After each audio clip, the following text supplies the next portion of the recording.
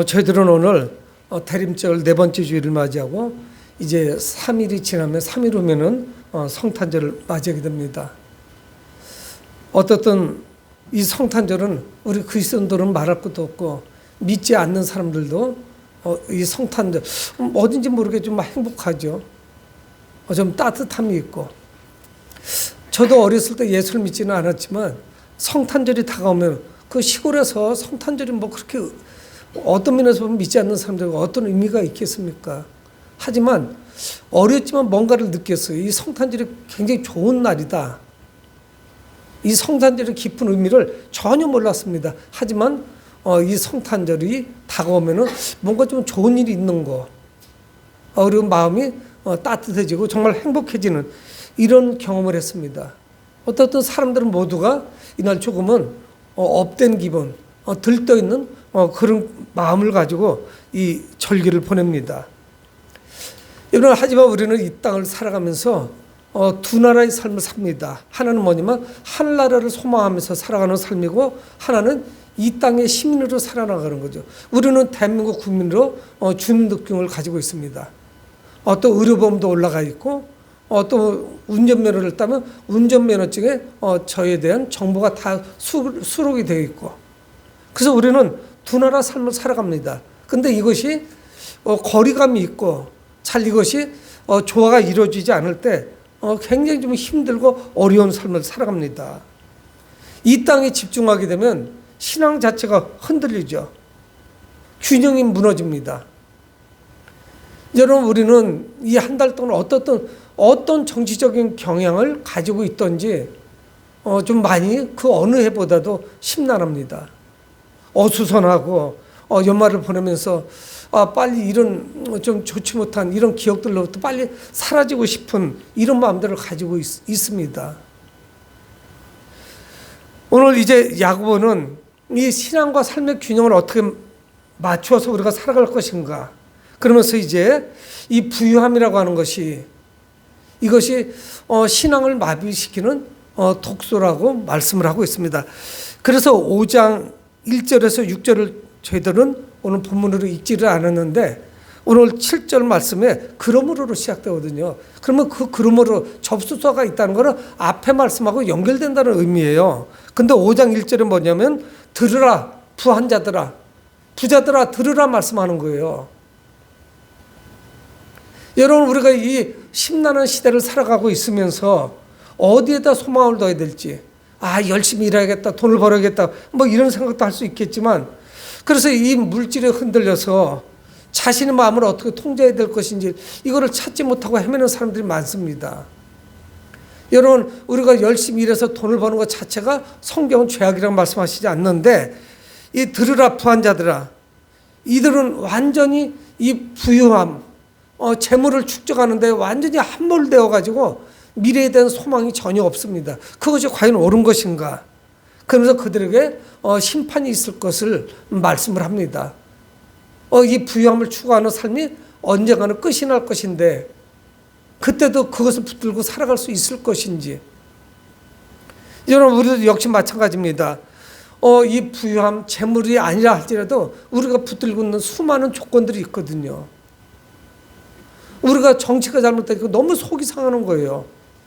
그리고 이것이 잘못되면은 백성들도 불편하니까 당연히 관심을 가질 수밖에 없죠. 그런데 이때 과연 우리는 어떤 것을 소망하게 되고 우리 마음의 지향점은 어디가 돼야 되는 것인지. 여러분, 당시의 그리스도인들을 우리는 좀 이해해야 됩니다. 이들은 가난합니다. 세상적으로 소외되어 있습니다. 자신이 소속되어 있는 그 공동체에서 대접을 받지 못해요. 왜 그러냐면 이들은 소수의 인원입니다. 그리고 믿지 않는 자들, 우상 숭배자들이 이들을 달달 볶는 거예요. 그래서 고난이 찾아옵니다. 박해가 있어요. 핍박받는 삶을 살아갑니다. 그런데 이 야고보서에서는 이럴 때 우리는 어떤 삶을 살아야 될지 지혜를 제공해 줍니다. 물질을 추구해야 될 것인지, 어떤 권력을 추구해야 될 것인지, 명예를 추구할 것인지, 이때 우리는 어떤 삶을 살아야 될 것인지. 그런데 오늘 야고보서는 오늘 본문 말씀에 길이 참으라 말씀을 합니다. 우리가 어떻게 되느냐? 경고망동하면 안 된다는 거예요. 중심을 잘 잡아야 돼요. 하나님의 말씀을 통해 지혜를 받아야 됩니다. 그래서 오늘 7절에 그러므로 형제들아 주께서 강림하실까지 길이 참으라. 여러분 불의한 세상에서 무슨 말인가 좀 하고 싶어요. 내 말이 다 옳은 것인지 그릇된 것인지 잘 모르지만 이게 불의한 세상, 불의를 보고 참기가 어렵단 말이에요. 이 야고서를 받는 그 공동체도 마찬가지입니다. 여러분 우리가 어떻게 참아요? 우리 본성은 잘 못 참습니다. 그리고 억울한 꼴을 못 봐요. 내가 당해서 당한 것만큼 갚아야죠. 근데 오늘 성경에는 길이 참으라, 참으라고 여러 차례 말씀하고 있습니다. 이 짧은 본문 안에 길이 참으라, 참으라, 견뎌야 된다는 거예요. 인내해야 된다는 거예요. 여러분 우리는 이것이 분명히 잘못된 것인 줄 알면서 피하는 거 비겁하잖아요. 그래서 자신을 자책합니다. 아, 내가 이게 이렇게 하면 이거 내가 비굴한 거 아닌가? 그런 모습을 보이기가 싫죠. 여러분 계속적으로 참으면 사람들은 우리를 깔봅니다.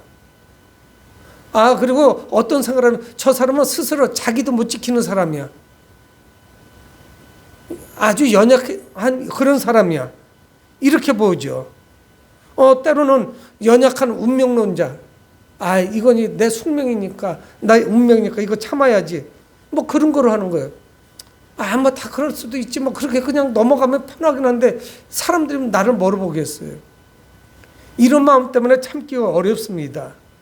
근데 오늘 성경은 우리에게 왜 그리스도인들이 인내해야 되는지, 참고 견뎌야 되는지를 말씀합니다. 성경은 뭐라고 말씀해요? 길이 참으라 말씀하는데 왜 길이 참느냐? 주님의 강림이 가까우시니까. 이유는 그거 하나예요. 그 사소한 일을 가지고 우리가 혈기를 부리고 우리가 극단적으로 싸우기보다는 주님의 강림이 더 소중한 그 소망이 있는데, 우리 인생에 더 중차대한 그런 사명, 그 미션이 있는데 우리가 그런 사소한 일 때문에 다툴 수가 없죠. 여러분 우리 삶의 최종 목적이 뭡니까? 1절부터 6절까지 앞부분에 나온 것 같이 금은보화를 축적해 나가는 걸까요? 그것 때문에 이 말씀을 이어서 말씀하는 거거든요. 온갖 고난을 당하고 있고 핍박을 당하고 있는데 그거로 끝나는 것이 아니죠. 우리의 삶의 최종 목적이 뭐예요? 이게 잘 설정이 되면 우리는 힘들지 않아요. 길이 참을 수 있습니다. 내 삶의 최종 목적이 뭐예요? 여러분 이것이 우리 앞에 확립이 돼야 되죠. 여러분 우리는 주님의 강림을 소망하는 사람들입니다. 주님의 재림을 기다리는 사람들이에요. 우리의 목적은 분명해요. 흔들리지 아니합니다. 그래서 이제 몇 가지 예를 듭니다. 오늘 야고보는 여러분 길이 참는다는 것이 과연 뭔지. 그래서 7절 중반절에 보라 농부가 땅에서 나는 귀한 열매를 바라고 길이 참아 이른 비와 늦은 비를 기다리나니. 여기도 길이 참는다고 또 말씀하고 있잖아요. 누가? 농부가. 여러분 농부의 삶이 어떻습니까? 고달파요. 땀 흘리는 수고를 해야 됩니다. 여러분 우리는 그냥 농사하고 귀농이다 하고 시골에 가서 나는 노년에 살을 거야 하는데 농사가 쉬운 것 같아요? 농사가 쉽고 돈이 될 것 같으면 누가 안 하겠어요? 안 하잖아. 농촌에서 다 나오잖아요. 젊은이들은 시골에 비전이 없다고 생각을 하는 거예요. 이것도 대규모로 영농을 하면 모를까? 그래서 요즘 과학 영농이니 뭐지 해서 사람 인력을 필요로 하지 않고 다 기계로 재배를 하죠. 여러분 그렇죠. 과거에 2000년 전에 어떻습니까? 농사라고 하는 것 자체가.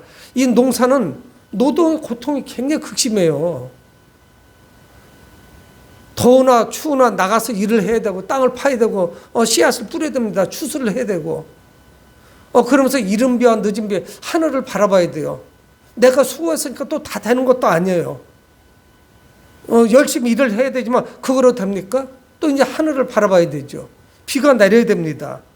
그러니까 이 농부가 비가 많이 와도 걱정, 안 와도 걱정, 또 열심히 일을 해야 되고 그런 이야기 하더라고요. 농부들이 TV에서 봤지만은 그 농작물이 그 농부의 발자국 소리에 자란대요. 그러니까 그게 좀 비유적이고 간접적인 이야기지만 얼마나 농부가 뻔질나게 자기 농토에 나가서 일을 해야만 이게 자라는 겁니까? 그 발자국 소리에 얘들이 기뻐하고 자라는 거예요. 그러니까 이건 이루 말할 수 없이 고통스럽죠. 농부가 수확을 하는데 수확만 있는 것이 아닙니다. 이른비를 기다려야 되고 가을에 파종을 하고 그 다음에 봄, 여름까지 기다리죠. 수고의 땀을 흘려야 됩니다. 여러분, 주님의 강림도 역시 마찬가지예요. 우리는 길이 참고 기다릴 줄 알아야 돼요. 인내할 줄 알아야 돼요. 그래서 오늘 8절에 너희도 길이 참고, 세 번째 참으라고 말씀하잖아요. 마음을 굳건하게 하라. 왜? 주님의 강림이 가까우니까. 우리 마음이, 마지막 때를 사는 모든 성도들은 그리스도인들 마음이 강건해야 됩니다. 그리고 길이 참아야 돼요. 우리는 경거망동할 수가 없습니다. 여러분, 강건하지 않으면 넘어져요. 그리고 계시록 말씀하잖아요. 지난 대림절 주간에 주로 주님의 재림, 강림에 대해서 설교했습니다. 초림으로 하신 예수 그리스도를 설교하지 않았어요. 네 번째 연속 주님의 다시 오심을 설교했는데 계시록 말씀도 받고 그 이전에 여러 말씀을 그 이전 주까지 해서 5주를 말씀을 묵상하고 있습니다. 여러분, 계시록에 나오는 주님의 재림까지는 어떤 줄 아시잖아요. 마지막에 공주의 권세 잡은 사탄이 내려와서 교회는 이루 말할 수 없는 핍박을 받는 거예요. 사탄은 이 교회를 넘어뜨리려고, 이걸 파괴시키려고 얼마나 힘을 쓰는지 몰라요. 그래서 바다에서, 육지에서 짐승이 올라오고 적그리스도죠. 그리고 그를 추종하는 세력들이 있고요.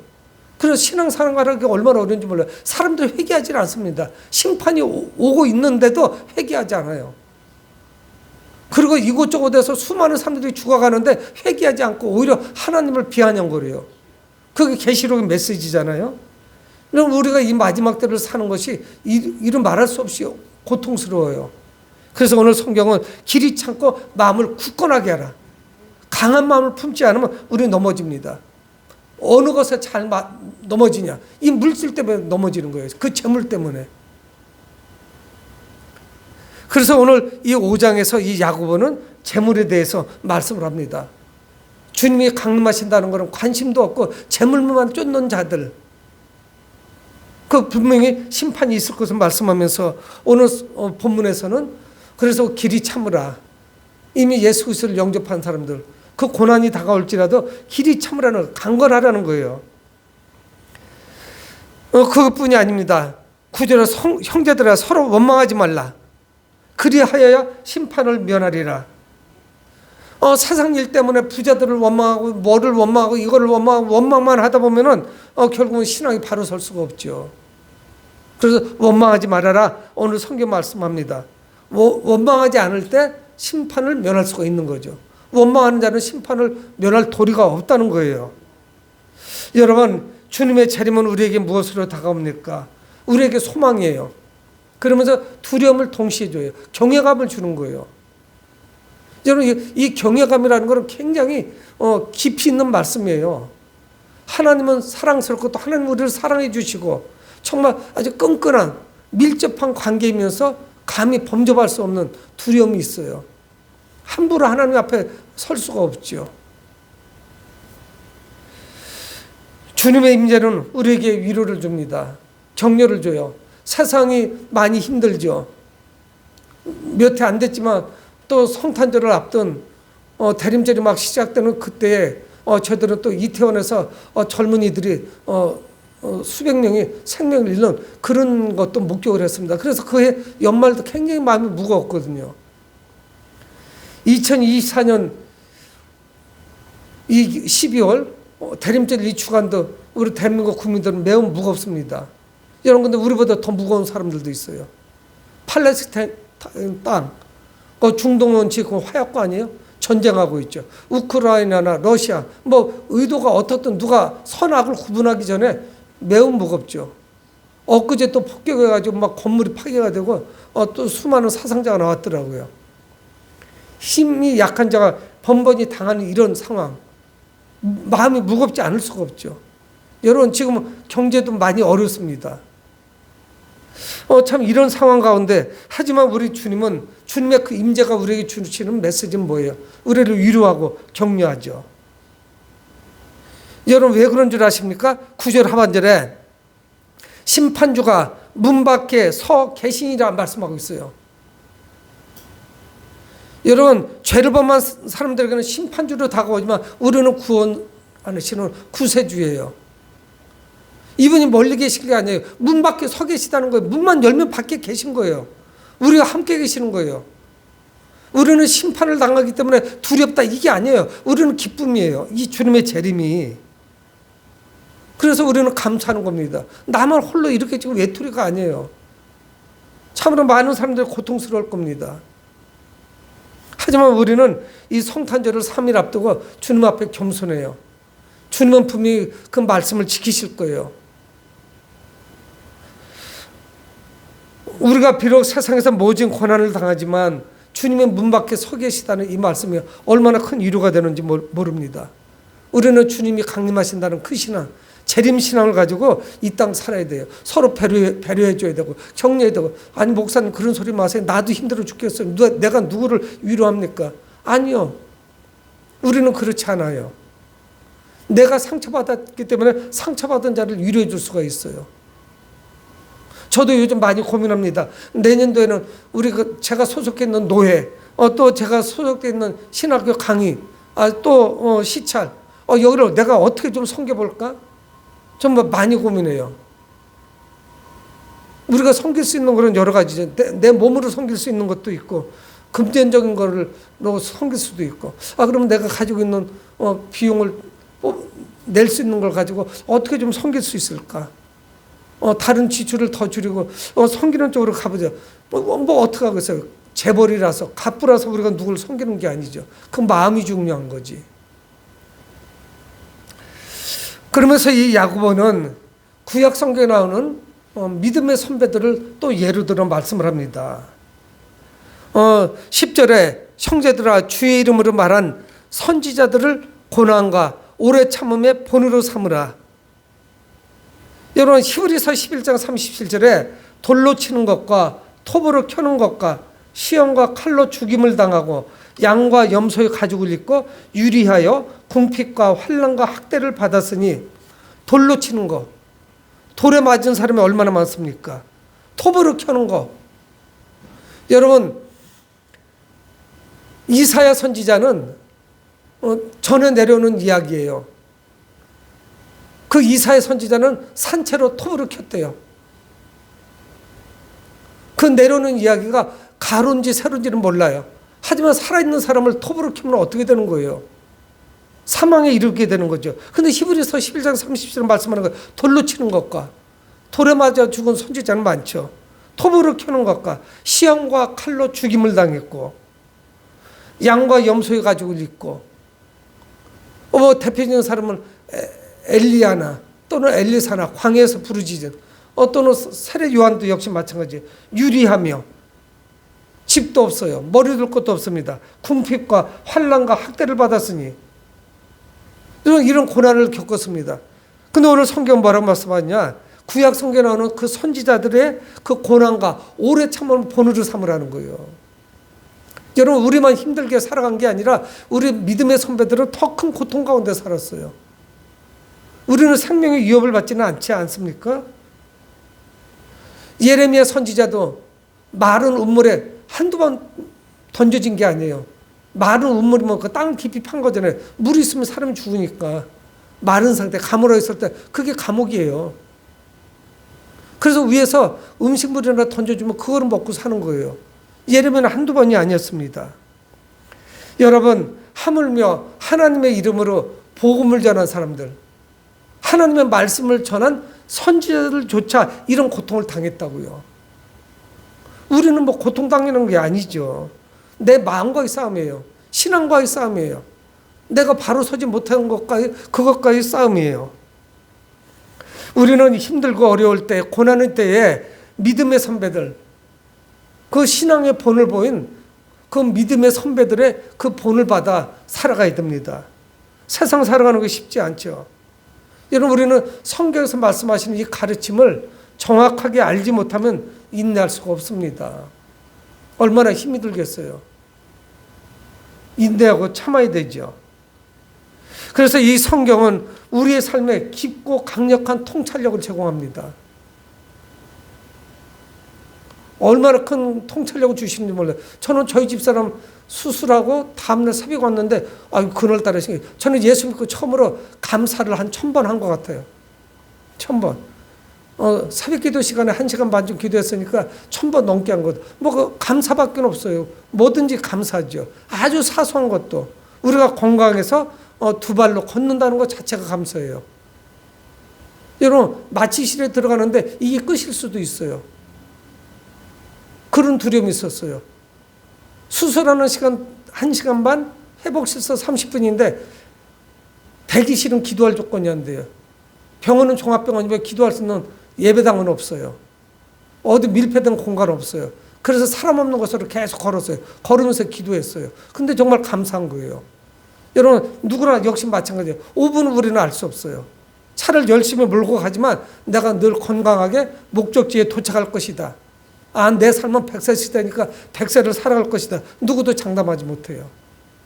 하나님의 부르시면 가는 겁니다. 여러분, 우리 아이들이 공부는 좀 못해도 건강하다는 거, 건강한 자아를 가지고 있다는 거, 그리고 부모의 말씀에 잘 순종한다는 거, 이런 것들, 이것이 얼마나 큰 감사인지 알 수가 없죠. 근데 이 성경은 우리의 그런 거를 통찰력을 주지 않습니까? 그래서 11절에 보라, 인내하는 자를 우리가 복되다 하나니, 인내하는 사람이 복이 있대요. 우리는 경거망동하면 안 돼요. 너무 쉽게 흔들리면 안 돼. 마태복음 5장 10절에 의를 위하여 박해를 받는 자는 복이 있나니 천국이 그들의 것이며, 의를 위하여 박해를 받는 자는 복이 있나니.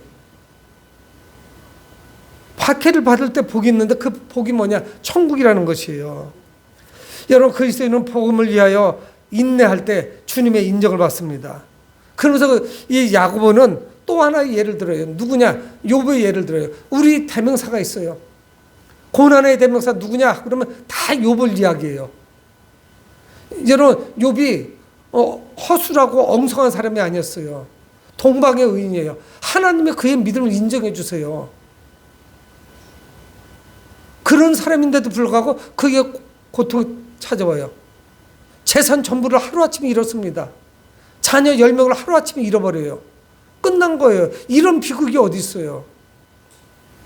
여러분, 그래서 오늘 성경 말씀하잖아요. 보라, 인내하는 자를 우리가 복되다 하나니 너희가 욥의 인내를 들었고, 인내에서 복받은 사람이 누굽니까? 욥이 아니겠어요? 주께서 주신 결말을 보았거니와. 욥의 인내에 대해서 지금 어떤 설교가 필요하겠어요? 다 알고 계신데 하루아침에 모든 것을 다 잃었어요. 정말 죽고 싶은 심정이었을 거예요. 무슨 소망이 있어요?